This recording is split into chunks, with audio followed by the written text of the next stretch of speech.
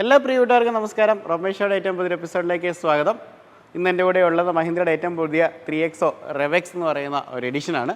നമ്മളിപ്പോൾ ഉള്ളത് തിരുവനന്തപുരത്ത് മുട്ടത്തറയുള്ള CBC മഹീന്ദ്രയിലാണ്. കേരളത്തിലെ ഈ ഒരു വാഹനത്തിൻ്റെ ആദ്യത്തെ ലോഞ്ച് ഇവിടെ വെച്ചാണ് നടന്നത്. അപ്പോൾ ലോഞ്ചിൻ്റെ ഭാഗമാകാനായിട്ടൊക്കെ സാധിച്ചു.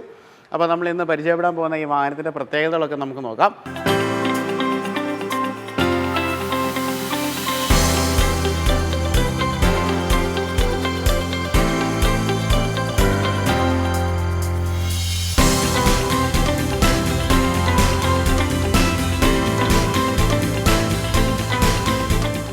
ഇത് ശരിക്കും പറഞ്ഞു കഴിഞ്ഞാൽ നമ്മുടെ മഹീന്ദ്ര ഓൾറെഡി ഉണ്ടായിരുന്ന 3XOയ്ക്ക് അകത്ത് പുതുതായിട്ട് കൊണ്ടുവന്നിരിക്കുന്ന ഒരു വേരിയൻ്റ്, ഒരു ട്രിം ആണെന്ന് നമുക്ക് വേണമെങ്കിൽ പറയാം. ഞാൻ ആദ്യം ഫേസ് ലിഫ്റ്റ് ആണെന്ന് ഓർത്ത്, പക്ഷേ അങ്ങനെയല്ല സംഭവം. അതായത് ചില വേരിയൻസിൻ്റെ ഫീച്ചറുകളെല്ലാം കോർത്തിണക്കിക്കൊണ്ട് കുറച്ചും കൂടെ ബഡ്ജറ്റ് ഫ്രണ്ട്ലി ആയിട്ട് കുറച്ചുകൂടെ ഫീച്ചർ റിച്ച് ആയിട്ട് വാങ്ങിക്കാൻ പറ്റുന്ന ഒരു മോഡലായിട്ടാണ് ഈ ഒരു മോഡൽ സെറ്റായിട്ടാണ് ഇതിനെ ഇറക്കിയിരിക്കുന്നത്. അപ്പോൾ അതിനവർ പേര് കൊടുത്തിരിക്കുന്ന റെവെക്സ് എന്നുള്ളൊരു പേരാണ് കൊടുത്തിരിക്കുന്നത്.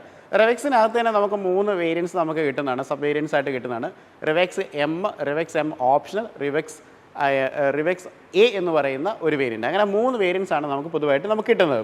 അപ്പോൾ നമുക്ക് എന്താണ് ഇവിടെ സംഭവിച്ചതെന്ന് നമുക്ക് നോക്കാം. മഹീന്ദ്ര കഴിഞ്ഞ ഒരു വർഷം ഈ ഒരു വാഹനം ഇറക്കുന്ന സമയത്ത് തന്നെ വളരെ ഫാസ്റ്ററായിട്ട് സെല്ല് ചെയ്യുകയും വളരെ ഹോട്ട് കേക്കായിട്ട് ഇപ്പോഴും സെല്ല് ചെയ്യുന്ന ഒരു മോഡലാണ്. പ്രത്യേകിച്ച് നമ്മൾ എടുത്ത് പറയുകയാണെന്നുണ്ടെങ്കിൽ വെയിറ്റിംഗ് പീരീഡ് ഇപ്പോഴും നിലവിലുള്ള ചില മോഡൽസൊക്കെ ഈ ഒരു 3XOയ്ക്ക് ഉണ്ട് എന്നുള്ളതാണ്. ഒരു വർഷം കൊണ്ട് തന്നെ 1,00,000-ലധികം യൂണിറ്റുകൾ വാങ്ങിക്കാണ്ട് പറ്റിയെന്നുള്ളതാണ്. കാരണം എന്ന് വെച്ച് കഴിഞ്ഞാൽ ഈ ഒരു സെഗ്മെൻറ്റിൽ നമ്മൾ നോക്കുകയാണെന്നുണ്ടെങ്കിൽ ഏറ്റവും വാല്യൂ ഫോർ മണി ആയിട്ട് നമുക്ക് വാങ്ങിക്കാൻ പറ്റുന്നൊരു വാഹനമാണ് 3XO എന്ന് പറയുന്നത്. അപ്പോൾ അതിൻ്റെ ജനപ്രീതി കുറച്ചും കൂടെ കൂട്ടുന്നതിന് വേണ്ടിയാണ് മഹീന്ദ്ര ഇങ്ങനെ ഒരു വേരിയൻ്റ് അല്ലെങ്കിൽ ഇങ്ങനെ ഒരു ട്രിം അവതരിപ്പിച്ചിരിക്കുന്നതെന്ന് വേണമെങ്കിൽ ഏറ്റവും സിമ്പിളായിട്ട് നമുക്ക് പറയേണ്ടത് നമുക്ക് സാധിക്കും. അപ്പോൾ എന്തൊക്കെയാണ് മഹീന്ദ്ര ഇതിനകത്ത് കാണിച്ചു വെച്ചിരിക്കുന്നത് നമുക്ക് നോക്കാം. പ്രധാനമായിട്ടും ഇതിൻ്റെ ഏറ്റവും ഇതിനകത്ത് നമ്മൾ പറയുകയാണെന്നുണ്ടെങ്കിൽ ഇപ്പോൾ റിവെക്സിനകത്ത് M ഉണ്ട്, M ഓപ്ഷനുണ്ട്, A ഉണ്ട്. അപ്പോൾ അതിൽ M എന്ന് പറയുന്നത് അതിനകത്ത് ബേസ് ആണെന്ന് നമുക്ക് പറയാം. A എന്ന് പറയുന്നത് അതിനകത്ത് ഏറ്റവും ടോപ്പാണെന്ന് നമുക്ക് പറയാം. MX ഓപ്ഷനിനകത്ത് വരുമ്പോൾ ഒരു സൺറൂഫ് മാത്രമേ ഉള്ളൂ. ആ കാര്യങ്ങളൊക്കെ ഞാൻ കൂടുതലായിട്ട് പറഞ്ഞു തരാം. അപ്പം ഇതിനകത്ത് എന്താ സംഭവിച്ചതെന്ന് ചോദിച്ചു കഴിഞ്ഞാൽ നിലവിലുണ്ടായിരുന്ന വേരിയൻറ്റ് ഇപ്പം MX1 മുതൽ AX7 വരെയുള്ള വേരിയൻറ്റ്സ് നിങ്ങൾക്ക് എല്ലാവർക്കും അറിയാവുന്നതാണ്. അപ്പോൾ MX1ൻ്റെയും MX2 പ്രോയിൻ്റെ ഇടയ്ക്കാണ് ശരിക്കും പറഞ്ഞു കഴിഞ്ഞാൽ ഈ റെവെക്സിൻ്റെ തന്നെ M എന്ന് പറഞ്ഞ മോഡൽ പ്ലേസ് ചെയ്തിരിക്കുന്നത്. ഇപ്പോൾ നമ്മൾ ഏറ്റവും കൂടുതൽ ഇതിനകത്ത് തന്നെ ടോപ്പായിട്ട് കാണുന്ന A എന്ന് പറഞ്ഞ മോഡൽ നിലവിലുണ്ടായിരുന്ന AX5ൻ്റെയും AX7ൻ്റെയും ഇടയ്ക്കാണ് കൊണ്ടുവന്നിരിക്കുന്നത്. അതായത് AX7ൻ്റെ കുറച്ച് ഫീച്ചേഴ്സൊക്കെ ആഡ് ചെയ്ത് AX5ലേക്ക് ആഡ് ചെയ്തിട്ട് ഉണ്ടാക്കിയെടുത്തിരിക്കുന്ന ഒരു വേരിയൻ്റാണ് ഇതെന്ന് പറയുന്നത്. അപ്പം പ്രധാനമായിട്ടും ആൾക്കാർക്ക് വാല്യൂ ഫോർ മണി ആയിട്ട് ഈ വാഹനം കിട്ടും, അല്ലെങ്കിൽ അവർ ഉദ്ദേശിക്കുന്ന ബഡ്ജറ്റ് റേഞ്ചിലേക്ക് കുറച്ചും കൂടെ ഫീച്ചേഴ്സ് ആഡ് ചെയ്ത് കൊണ്ടുപോകുക എന്നുള്ളതാണ് ഇതിൻ്റെ ഒരു പ്രത്യേകത എന്ന് പറയുന്നത്. അപ്പം നമ്മുടെ ഇപ്പോൾ എൻ്റെ കൂടെ കിടക്കുന്നത് പറഞ്ഞാൽ A എന്ന് പറഞ്ഞ വേരിയൻ്റാണ്. അപ്പോൾ ഇതിൻ്റെ ഫീച്ചേഴ്സും കാര്യങ്ങളൊക്കെ നോക്കാം. റെവെക്സ് എങ്ങനെ നമുക്ക് പെട്ടെന്ന് തിരിച്ചറിയാമെന്ന് ചോദിച്ചു കഴിഞ്ഞാൽ ഇതിൻ്റെ സൈഡിൽ ബാഡ്ജിങ് ഉണ്ട്, പക്ഷേ ഫ്രണ്ടിൽ നോക്കിയാൽ തന്നെ ഇപ്പോൾ റെവെക്സ് തിരിച്ചറിയാൻ പറ്റുന്ന ഒരു പാകത്തിലേക്ക് മാറ്റിയിരിക്കുകയാണ്. കാരണം നേരത്തെ മഹീന്ദ്ര 3XOയുടെ ഫ്രണ്ട് ഭാഗം എന്ന് പറയുമ്പോൾ ഈ ഒരു ഗ്രില്ലെന്ന് പറഞ്ഞാൽ ബ്ലാക്ക് ആയിരുന്നു.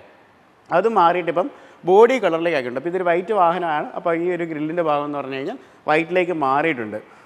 ആകപ്പാടെ ബ്ലാക്കിൻ്റെ കാര്യത്തിലേക്ക് വന്നപ്പോഴാണ് ഒരു ചെറിയ പ്രശ്നം വന്നത്. കാരണം ബ്ലാക്ക് വീണ്ടും ബ്ലാക്ക് തന്നെ, അപ്പോൾ ചേഞ്ച് ഇല്ലല്ലോ. അപ്പോൾ ആ ഭാഗം അവർ ഗ്രേ ആക്കിയിട്ടുണ്ട് കേട്ടോ, ബ്ലാക്കിൻ്റെ കേസിൽ മാത്രം. ബാക്കിയുള്ള എല്ലാം ബോഡി കളേഴ്സിലേക്ക് തന്നെയാണ് വന്നിരിക്കുന്നത്. ഇനി ഈ ഒരു വാഹനത്തിനകത്ത് കൊടുത്തിരിക്കുന്ന എന്തൊക്കെ ഫീച്ചേഴ്സ് ആണെന്ന് നോക്കാം. ഇതിനകത്ത് പ്രധാനമായിട്ടും അഡാസ് ഫീച്ചറുകളൊന്നും ഈ ഒരു വാഹനത്തിനകത്ത് കൊടുത്തില്ല. കാരണം ഇത് കുറച്ചുകൂടെ ഒരു ബഡ്ജറ്റ് ലെവലിൽ കൊണ്ടുവന്നിരിക്കുന്ന ഒരു വാഹനമാണ്. അപ്പം ഇതിനകത്ത് എന്നാലും കുറച്ച് ഫീച്ചേഴ്സിന് കുറവൊന്നുമില്ല. പ്രധാനമായിട്ടും നമുക്ക് ഓട്ടോമാറ്റിക് ആയിട്ടുള്ള വൈപ്പേഴ്സ് നമുക്ക് കൊടുത്തിരിക്കുന്നതായിട്ട് നമുക്ക് കാണാം. പിന്നെ ഈ ഒരു ലൈറ്റ്സിൻ്റെ സെറ്റിലേക്ക് വരുന്ന സമയത്ത് ഈ ലൈറ്റ്സൊക്കെ വളരെ പ്രശസ്തമായിട്ടുള്ള ലൈറ്റ്സാണ്, നിങ്ങൾ കണ്ടുകൊണ്ടിരിക്കുന്നതാണ്. അപ്പോൾ ഇതിനകത്തേക്ക് വരുമ്പോൾ LED DRLs നമുക്ക് ഇവിടെ കാണാനായിട്ട് പറ്റും. ബൈ ഹാലജനായിട്ട് വരുന്ന ഹെഡ് ലാമ്പുകളാണ് ഈ വാഹനത്തിനകത്ത് പ്രൊവൈഡ് ചെയ്തിരിക്കുന്നത്. ഇതിന് 360 ഡിഗ്രി ക്യാമറ അങ്ങനത്തെ കാര്യങ്ങളൊന്നും പ്രൊവൈഡ് ചെയ്തിട്ടില്ല. എന്നാലും നമുക്ക് മൊത്തത്തിൽ പറഞ്ഞു വരുമ്പോൾ നമ്മുടെ ഈ ഒരു പ്രൈസ് ബ്രാക്കറ്റിൽ നല്ലൊരു വാഹനമായിട്ട് നമുക്കിത് ഫീൽ ചെയ്യും. അപ്പോൾ ഫ്രണ്ടിലെ ബമ്പർ ഏരിയയും കാര്യങ്ങളൊക്കെ നിങ്ങൾക്ക് ഇവിടെ കാണാവുന്നതാണ്. അപ്പോൾ ഇതാണ് ഈ വാഹനത്തിൻ്റെ ഫ്രണ്ടിൽ നിന്നുള്ള കാഴ്ചയെന്ന് പറയുന്നത്. ഓക്കെ, ഇനിയിപ്പോൾ നമുക്ക് സൈഡിലേക്ക് വരാം. എന്തൊക്കെയാണ് മാറ്റങ്ങൾ എന്നുള്ളത് നമുക്ക് നോക്കാം. അപ്പോൾ സൈഡിൽ നിന്നൊക്കെ നോക്കിക്കഴിഞ്ഞാൽ ഈ വാഹനത്തിന് കാര്യമായിട്ടുള്ള മാറ്റങ്ങളൊന്നും ഇല്ല. പ്രധാനമായിട്ട് എടുത്ത് പറയേണ്ട കാര്യം എന്ന് പറഞ്ഞാൽ ടയേഴ്സിലേക്ക് വരുമ്പോൾ 16 ഇഞ്ചാണ് വരുന്നത്. അതുപോലെ തന്നെ നമുക്ക് പിയാനോ ബ്ലാക്ക് ഫിനിഷിൽ പെയിൻറ്റഡ് ആയിട്ട് വരുന്ന അലോയ് വീൽസാണ് ഈ ഒരു വേരിയൻറ്റിനകത്ത് വന്നിരിക്കുന്നത്. ഓക്കെ, ഇനിയിപ്പോൾ നമ്മൾ ഇതിൻ്റെ തന്നെ ഏറ്റവും നമ്മൾ ഈ പറയുന്ന M വേരിയൻറ്റിലേക്ക് വരുവാണെന്നുണ്ടെങ്കിൽ ഇത് നോർമലി സ്റ്റീൽ റിംസ് ആയിട്ടാണ് ഈ ഒരു വാഹനത്തിനകത്ത് വരുന്നത്. ആ വാഹനത്തിലേക്ക് വരുമ്പോൾ ഹെഡ് ലാംപ്സിൻ്റെ കേസ് വരുന്ന സമയത്ത് അത് ഈ പറയുന്ന പോലെ ഇതിനകത്ത് LED ആണ് വരുന്നത് കേട്ടോ, അതിനകത്ത് ഹാലജനാണ് വരുന്നത്. അപ്പോൾ അതാണ് ഇതിന് തമ്മിലൊരു മെയിനായിട്ടുള്ള വ്യത്യാസം എന്ന് പറയുന്നത്. അപ്പോൾ ലുക്ക് വൈസ് ഒക്കെ ഏകദേശം ഒരുപോലെയൊക്കെ തന്നെയാണ് വാഹനത്തിനകത്ത് കൊടുത്തിരിക്കുന്നത്. ഫ്രണ്ടിലും ബാക്കിലും ഡിസ്ക് ബ്രേക്കുകൾ കൊടുത്തിട്ടുണ്ടെന്നുള്ളതാണ്. ഇനി ഈ ഒരു സൈഡിലേക്ക് വരുമ്പോൾ TGDI എന്ന് പറഞ്ഞൊരു ബാഡ്ജിങ് നമുക്ക് ഇവിടെ കാണാനായിട്ട് പറ്റും. അത് എഞ്ചിനെ കുറിച്ചാണ്. അപ്പോൾ നമുക്ക് അത് ഈ കൂട്ടത്തിൽ തന്നെ പറഞ്ഞങ്ങ് പോകാം. നമുക്ക് ഈ 2 വേരിയൻസ് നമുക്ക് പെട്രോളിലാണ്, 3 വേരിയൻസ് നമുക്ക് പെട്രോളിലാണ് പ്രധാനമായിട്ട് അവൈലബിൾ ആയിട്ട് കിട്ടുന്നത്. ഡീസൽ വേരിയൻറ്റ് ഇതിനകത്ത് വരുന്നില്ല, അതായത് നമ്മുടെ ഈ റെവെക്സ് എഡിഷനകത്ത് വരുന്നില്ല. അതിനകത്ത് ടർബോ GDI വരുന്ന ഒരു എഞ്ചിൻ ഇതിനകത്ത് കൊടുത്തു. 1.2 ലിറ്ററിൻ്റെ എഞ്ചിൻ ഈ വാഹനത്തിനകത്ത് വരുന്നുണ്ട്. അതുപോലെ തന്നെ നമ്മൾ ഒരു TC MPFI എന്ന് പറഞ്ഞ നമ്മുടെ പെട്രോൾ എഞ്ചിനാണ് നമ്മുടെ മറ്റേ ബേസ് വേരിയൻറ്റിലേക്ക് വരുന്ന സമയത്ത്, അതായത് M എന്ന് പറഞ്ഞ വേരിയൻറ്റിലേക്ക് വരുന്നത്. അപ്പോൾ ഇതിലേക്ക് വരുന്ന സമയത്ത് ഒരു മാനുവൽ 6 സ്പീഡ് മാനുവൽ ട്രാൻസ്മിഷനും 6 സ്പീഡ് ഓട്ടോമാറ്റിക് ട്രാൻസ്മിഷൻ വരുന്നുണ്ട്. M ഓപ്ഷനിനകത്തേക്ക് വരുന്ന സമയത്തേക്ക് നമുക്ക് ഉള്ളത് മാനുവലായിട്ടുള്ള ട്രാൻസ്മിഷൻസ് മാത്രമേ ഉള്ളൂ. അപ്പോൾ അതാണ് അതിനകത്ത് വരുന്നൊരു കാര്യം. പിന്നെ ഈ ഒരു വാഹനത്തിലേക്ക് വരുന്ന സമയത്ത് വേറൊരു അട്രാക്റ്റീവ് ആയിട്ടുള്ളൊരു ഫീച്ചർ എന്ന് പറഞ്ഞു കഴിഞ്ഞാൽ ഇത് ഇലക്ട്രിക്കലി ഫോൾഡബിൾ ആയിട്ട് വരുന്ന ഒരു മിറേഴ്സാണ്. മറ്റേത് ഇലക്ട്രിക്കലി ഫോൾഡബിൾ അല്ല, ഓട്ടോമാറ്റിക്കലി ഫോൾഡബിൾ. ഇലക്ട്രിക്കലി അഡ്ജസ്റ്റബിൾ ആണ്, പക്ഷേ ഇത് ഓട്ടോമാറ്റിക്കലി ഫോൾഡബിൾ ആയിട്ട് വരുന്ന ഇതാണ്. അതുപോലെ ഹെഡ് ലാംപ്സിൻ്റെ കാര്യം പറഞ്ഞപ്പോൾ ഇതിനകത്ത് 2 വാഹനത്തിനകത്ത് ഫോളോ മീ ഫംഗ്ഷൻസ് കൊടുത്തിട്ടുണ്ടെന്നുള്ളത് വേറൊരു പ്രത്യേകതയാണ്. പിന്നെ ഈ സൈഡിലേക്ക് വരുവാണെന്നുണ്ടെങ്കിൽ നമുക്ക് വാഹനത്തിനകത്ത് റൂഫ് റെയിലൊക്കെ നമുക്ക് കാണാനായിട്ട് നമുക്ക് സാധിക്കും, അതവിടെ കൊടുത്തിട്ടുണ്ട്. അതുപോലെ എടുത്തു വരുന്ന പ്രധാനപ്പെട്ട ഒരു മാറ്റം ഇവിടെ വരുന്ന സമയത്തേക്കാണ്. ഇവിടെ ഒരു റിവെക്സ് എന്ന് പറഞ്ഞൊരു ബാഡ്ജിങ് നമുക്ക് ഈ വാഹനത്തിനകത്തേക്ക് കൊടുത്തിരിക്കുന്നതായിട്ട് കാണാൻ പറ്റും. അതുപോലെ തന്നെ നമുക്കിവിടെ ഒരു സ്പോയിലർ ഈ ഒരു മോഡലിലുണ്ട്, പക്ഷേ ഈ M ഓപ്ഷനിനകത്തും അങ്ങനെ ഒരു സ്പോയിലർ വാഹനത്തിനകത്ത് പ്രൊവൈഡ് ചെയ്തിട്ടില്ല.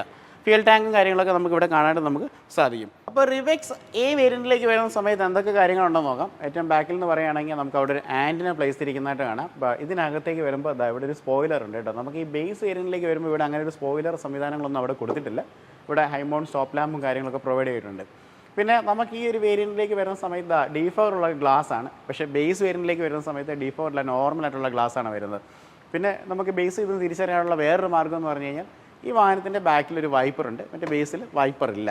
ഓക്കെ. പിന്നെ അടുത്തൊരു കാര്യം ഡിഫറൻസ് വരുന്നതെന്ന് പറഞ്ഞാൽ ബേസിലേക്ക് വരുമ്പോൾ കണക്റ്റഡ് ആയിട്ടുള്ള LED അല്ല വരുന്നത്, ഇതിനകത്ത് കണക്റ്റഡ് ആയിട്ട് വരുന്ന LED ആണുള്ളത്. അപ്പോൾ ഇതൊക്കെ പ്രകടമായിട്ടുള്ള വ്യത്യാസങ്ങളാണ്. അതായത് നമുക്ക് ഈ ഇലിമിനേറ്റഡ് ആയിട്ട് വരുന്ന അത് കത്തുന്നതെന്ന് പറഞ്ഞിട്ട് അത് ലുക്കിൽ കണക്റ്റഡ് ആയിട്ടൊക്കെ ഫീൽ ചെയ്യുമെങ്കിലും ഷേപ്പ് കൊണ്ട് അങ്ങനെ തോന്നുമെങ്കിലും ഇതിനകത്ത് മാത്രമാണ് LED ഇങ്ങനെ കത്തുന്നതായിട്ട് വരുന്നത്. ബാക്കിൽ റിബെക്സ് എന്ന് പറയുന്ന ആ ഒരു എഡിഷൻ്റെ ലോഗോ അവിടെ കൊടുത്തിരിക്കുന്നതായിട്ട് കാണാം. അതുപോലെ മഹീന്ദ്രയുടെ ലോഗോയും കാര്യങ്ങളൊക്കെ പറയുന്നുണ്ട്. വലിയ വീതിയേറിയ ബമ്പേഴ്സാണ്. ഇതിന് ശരിക്കും പറഞ്ഞു കഴിഞ്ഞാൽ റിവേഴ്സ് എടുക്കുമ്പോൾ സഹായിക്കാൻ വേണ്ടിയുള്ള ഒരു ക്യാമറ ഉണ്ട്, പക്ഷേ അതിലേക്ക് വരുന്ന സമയത്ത് അങ്ങനെ റിവേഴ്സിൻ്റെ ക്യാമറ ഇല്ല. പക്ഷേ 2 വാഹനത്തിനകത്തും റിവേഴ്സിൻ്റെ സെൻസേഴ്സ് ഉണ്ട് എന്നുള്ളത് പ്രത്യേകതയാണ്. ബൂട്ട് സ്പേസ് വരുന്നത് 346 ലിറ്ററാണ് ഈ വാഹനത്തിന് വരുന്നത്.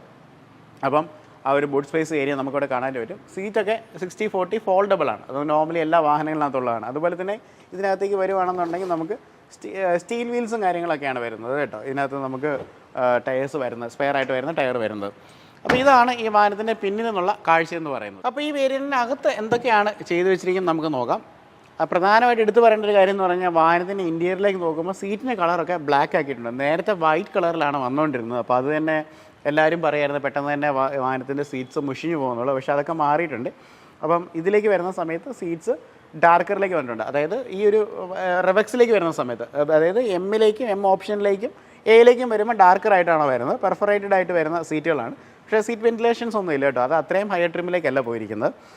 പിന്നെ സീറ്റ്സിൻ്റെ പ്രത്യേകത പറയാം, ഈ ഒരു വേരിയൻറ്റിനകത്ത് നമുക്ക് സീറ്റിൻ്റെ ഹൈറ്റ് നമുക്ക് അഡ്ജസ്റ്റ് ചെയ്യാൻ പറ്റും. ഇതിലും പറ്റും, ആ ഒരു ബേസ് വേരിയൻറ്റിൽ നമുക്ക് സീറ്റ് അഡ്ജസ്റ്റ് ചെയ്യാൻ പറ്റും. പിന്നെ സ്റ്റിയറിംഗ് വീലിലേക്ക് വരികയാണെന്നുണ്ടെങ്കിൽ ഇത് ലെതർ റാപ്ഡ് ആയിട്ട് വരുന്ന ഒരു സ്റ്റിയറിംഗ് വീലായിട്ടാണ് ഈ ഒരു വാഹനത്തിനകത്ത്, അല്ലെങ്കിൽ A എന്ന് പറഞ്ഞ് വേണ്ടി കൊടുത്തിരിക്കുന്നത്. ഇതേപോലെ തന്നെയാണ് അവിടെ സ്റ്റിയറിംഗ് ഇരിക്കുന്നത്, പക്ഷേ അപ്പുറത്തെ വാഹനത്തിലേക്ക് വരുന്ന സമയത്ത് അത് ലെതർ റാപ്ഡില്ല, റബ്ബർ പാഡഡ് ആയിട്ട് വരുന്ന സ്റ്റിയറിംഗ് ആണ്. അതിനകത്ത് ഓഡിയോ കൺട്രോൾസ് ഒക്കെയാണ് വരുന്നത്. ഇതിനകത്ത് ഓഡിയോ കൺട്രോൾസ് പ്ലസ് ഇതിനകത്ത് ക്രൂയിസ് കൺട്രോളിൻ്റെ ഫെസിലിറ്റീസും കൂടെ ഈ വാഹനത്തിനകത്ത് വരുന്നുണ്ട്. അപ്പോൾ ഇതിനകത്ത് മാത്രമേ ക്രൂയിസ് കൺട്രോൾസ് വരുന്നുള്ളൂ.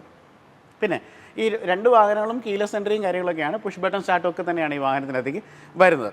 പിന്നെ ഇതിലേക്ക് വരുന്ന സമയത്തേക്ക് നമുക്ക് 6 സ്പീക്കേഴ്സാണ് നമുക്ക് അവൈലബിൾ ആയിട്ടുള്ളത്. അതിൽ വരുമ്പോൾ 4 സ്പീക്കേഴ്സ് മാത്രമേ അവൈലബിൾ ആയിട്ട് നമുക്ക് കിട്ടുന്നുള്ളൂ. പിന്നെ ഇതിൻ്റെ ഡോട്ടറും, ഇത് കുറച്ചുകൂടെ വില കൂടിയ വണ്ടി ആയതുകൊണ്ട് ഇവിടെയൊക്കെ ഒരു സോഫ്റ്റ്വെയർ ആയിട്ടുള്ള ഈ ഒരു ലെതററ്റ് മെറ്റീരിയൽ വരുന്ന സമയത്ത് അവിടെ കുറച്ചും കൂടെ ലൈക്ക് കളറൊക്കെ ഇതൊക്കെ തന്നെയായിരിക്കും, പക്ഷേ അവിടെ ഇച്ചിരി ഹാർഡറായിട്ട് വരുന്ന പ്ലാസ്റ്റിക്സ് ഒക്കെ ആയിട്ടാണ് കൊടുത്തിരിക്കുന്നത്. ഇവിടെ നല്ല പിയാനോ ബ്ലാക്ക് എലമെൻറ്റ് വരുന്ന സ്വിച്ചസും കാര്യങ്ങളൊക്കെയാണ് ആ ഒരു വശത്തേക്ക് ആഡ് ചെയ്തിരിക്കുന്നത്. അപ്പോൾ ഇതാണ് ഈ 2 വണ്ടികളുടെയും ഒരു പ്രകടമായിട്ടുള്ള ഒരു വ്യത്യാസം എന്ന് പറയുന്നത്. ഇത് നമുക്ക് സീറ്റ്സിലേക്ക് വരുവാണെന്നുണ്ടെങ്കിൽ സീറ്റ് നല്ല കംഫർട്ടബിൾ ആയിട്ടുള്ള സീറ്റ്സ് തന്നെയാണ് വാഹനത്തിനകത്ത് പ്രൊവൈഡ് ചെയ്തിരിക്കുന്നത്. ഇങ്ങനെ സ്റ്റിയറിങ്ങിനെ സംബന്ധിച്ച് പറയുകയാണെങ്കിൽ നമുക്ക് ടിൽറ്റ് അഡ്ജസ്റ്റ് ചെയ്യാൻ പറ്റും കേട്ടോ. ഇത് കണ്ടോ, ടെലസ്കോപ്പിക്കല്ല, നമുക്ക് ടിൽറ്റൊക്കെ അഡ്ജസ്റ്റ് ചെയ്യാൻ വേണ്ടിയിട്ട് പറ്റും. അതുപോലെ ഈ ഒരു വശത്തേക്ക് വരുവാണെങ്കിൽ ഇവിടെ പുഷ് ബട്ടൺ സ്റ്റാർട്ടും കാര്യങ്ങളൊക്കെ പ്രൊവൈഡ് ചെയ്തിട്ടുണ്ട്.